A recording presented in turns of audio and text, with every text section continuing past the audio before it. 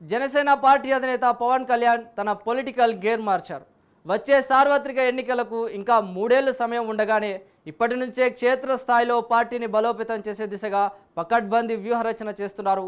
ప్రతిష్టాత్మకంగా చేపట్టిన జనసేన ఉద్యమి సభ్యత్వ నమోదు విజయవంతం కావడంతో పార్టీ శ్రేణుల్లో నూతనోత్సాహం కనిపిస్తోంది. ఈ ఉత్సాహాన్ని కొనసాగిస్తూనే ఈ సాయంత్రం పార్టీ ముఖ్య నేతలు సాధకులతో ఆయన కీలక ఆత్మీయ సమావేశం నిర్వహించనున్నారు. ఇంతకీ రాబోయే స్థానిక సంస్థల ఎన్నికల కోసం పవన్ కళ్యాణ్ ఇవ్వబోయే ఆ కీలక దిశానిర్దేశం ఏంటి? భవిష్యత్తులో ప్రభుత్వాన్ని శాసించే కింగ్ మేకర్గా ఎదిగేందుకు జనసేనాని వేస్తున్న ఈ కొత్త పొలిటికల్ స్కెచ్ ఎంతవరకు వర్కౌట్ అవుతుంది? Take a look.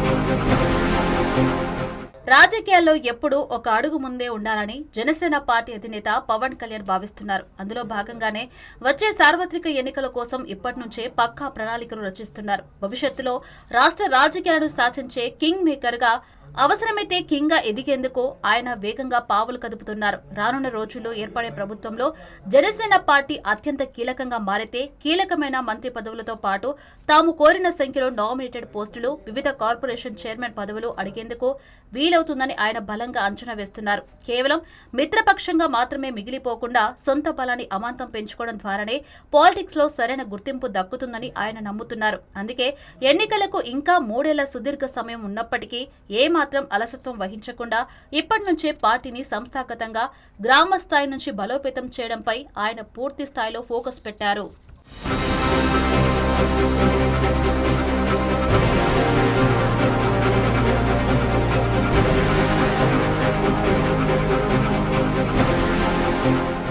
క్షేత్రస్థాయిలో పార్టీని బలోపేతం చేసేందుకు పవన్ కళ్యాణ్ పక్కా యాక్షన్ ప్లాన్ అమలు చేస్తున్నారు.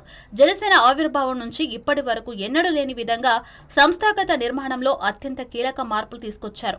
జిల్లా స్థాయిలో పార్టీ వ్యవహారాలను ఎప్పటికప్పుడు పర్యవేక్షించేందుకు ప్రత్యేకంగా సమన్వయకర్తలను నియమించారు. వారి ఆధ్వర్యంలో ప్రతి నియోజకవర్గ స్థాయిలో పార్టీ నేతలు, కింది స్థాయి కార్యకర్తలతో విస్తృతంగా సమావేశాలు నిర్వహించాలని అధిష్టానం కఠిన ఆదేశాలు జారీ చేసింది. అధినేత ఆదేశాలతో రాష్ట్ర వ్యాప్తంగా నియోజకవర్గాల్లో ఈ ఆత్మీయ సమావేశాలు జోరుగా కొనసాగుతున్నాయి. అయితే ఈ క్రమంలో కొన్ని చోట్ల స్థానిక నేతల మధ్య ఉన్న పాత విభేదాలు, ఆధిపత్య పోరు బయటపడుతున్నాయి. సమావేశాల్లో వ్యతిరేక నినాదాలు వినిపిస్తున్నప్పటికీ అధిష్టానం వాటన్నిటినీ ఒక కొలిక్కి తెచ్చే ప్రయత్నం నిరంతరం చేస్తుంది.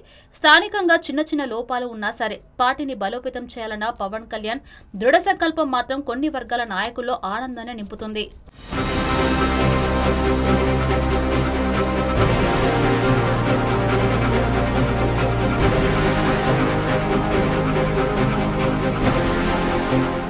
జనసేన పార్టీ ప్రతిష్టాత్మకంగా చేపట్టిన జనసేన ఉద్యమి సభ్యత్వ నమోదు కార్యక్రమం అనుకున్న లక్ష్యాన్ని చేరుకొని అత్యంత విజయవంతంగా ముగిసింది.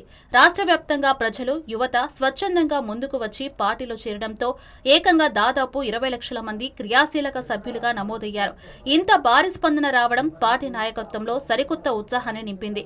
ఈ సభ్యత్వ నమోదు ప్రక్రియలో కీలకంగా వివరించిన వాలంటీర్లను, పార్టీ పట్ల ఎనలేని అంకిత భావంతో పనిచేసిన కార్యకర్తలను సాధకులుగా పార్టీ అధికారికంగా గుర్తించింది. పార్టీ అధ్యక్షుడు పవన్ కళ్యాణ్ రాజకీయ సిద్ధాంతాలను, అలాగే కూటమి ప్రభుత్వంలో డిప్యూటీ సీఎంగా ఆయన చేపడుతున్న అభివృద్ధి కార్యక్రమాలను ఈ సాధకులు ప్రజల ముంగిటకు విజయవంతంగా తీసుకెళ్లగలిగారు. నియోజకవర్గాల వారీగా ఇన్ఛార్జీలను నియమించడమే కాకుండా ఇలా పార్టీ కోసం అహర్నిశలు కష్టపడే ముఖ్యమైన కార్యకర్తలను గుర్తించి భవిష్యత్తులో వారికి పార్టీలో కీలక పదవులు అప్పగించాలని పవన్ కళ్యాణ్ నిర్ణయించారు.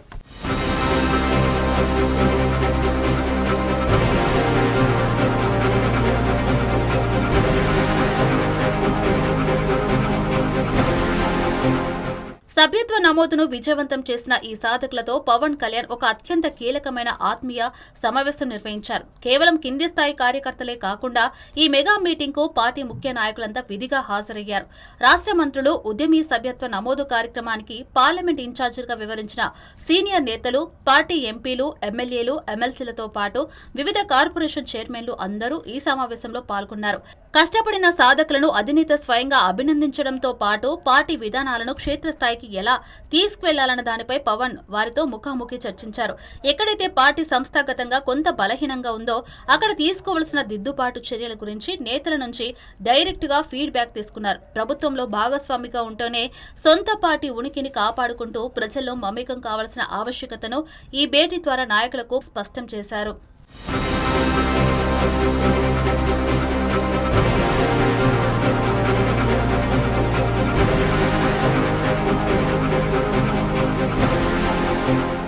త్వరలో జరగనున్న పంచాయతీ, మున్సిపల్ తదితర స్థానిక సంస్థల ఎన్నికల్లో జనసేన పార్టీ అనుసరించాల్సిన రాజకీయ వ్యూహంపై పవన్ కళ్యాణ్ నాయకులకు ఒక స్పష్టమైన దిశానిర్దేశం చేశారు.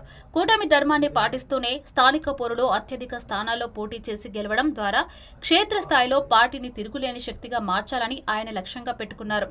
ఈ ఎన్నికల కోసం కేవలం నాయకులపై ఆధారపడకుండా త్వరలోనే పవన్ కళ్యాణ్ స్వయంగా జిల్లాల వారీగా విస్తృత పర్యటనలు చేసేందుకు సిద్ధమవుతున్నారు. పల్లెపాట పట్టి నేరుగా ప్రజలతో, సామాన్య కార్యకర్తలతో మమేకం కానున్నారు. మొత్తం మీద చూసుకుంటే సార్వత్రిక ఎన్నికలు ఇంకా 3 ఏళ్ల సమయం ఉందన్న రిలాక్సేషన్ లేకుండా ఇప్పటి నుంచే సమరం శంఖం పూరించేలా జనసేనానిలో స్పష్టమైన మార్పు కనిపిస్తుంది. ఈ ముందస్తు వ్యూహాలు ఏ మేరకు సత్ఫలితాలు ఇస్తాయో వేచి చూడాలి.